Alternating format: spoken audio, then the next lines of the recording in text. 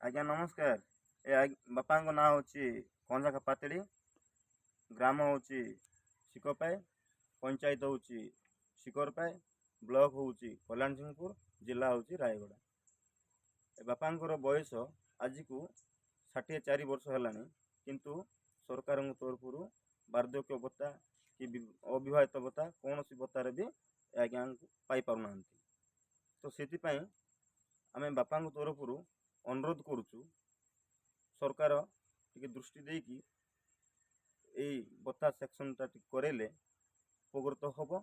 ତା ସହିତ ଆପଣମାନେ ଆଜ୍ଞା ତ ଦେଖିପାରୁଛନ୍ତି ତା ଘର କେମିତି ଅଛି, ନା ଘର ଅଛି ନା ଦୁଆର ଅଛି ନା କ'ଣ ଅଛି, ତାର ଆଗ ନାହିଁ କି ପଛ ନାହିଁ।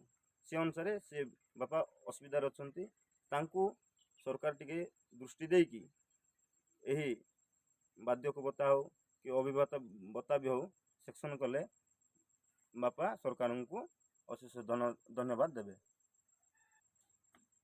ବାର୍ଦ୍ଧକ୍ୟ ଭତ୍ତା ଯୋଗାଇ ଦେବା ସହିତ ବାପାଙ୍କୁ ପ୍ରଧାନମନ୍ତ୍ରୀ ଆବାସ ଗୃହ ଯୋଜନାରେ ତାଙ୍କୁ ଅନ୍ତର୍ଭୁକ୍ତ କରିକି କରେଇଲେ ସେ ଉପକୃତ ହେବ।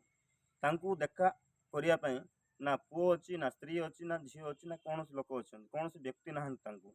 ସେଥିପାଇଁ ସରକାରଙ୍କୁ ପୁନର୍ବାର ଅନୁରୋଧ କରି କହୁଛୁ, ଏହି ବାପାଙ୍କର ସମସ୍ୟା ଯେଉଁଟା ଅଛି ତାକୁ ତୁରନ୍ତ ସମାଧାନ କରିଦିଅନ୍ତୁ।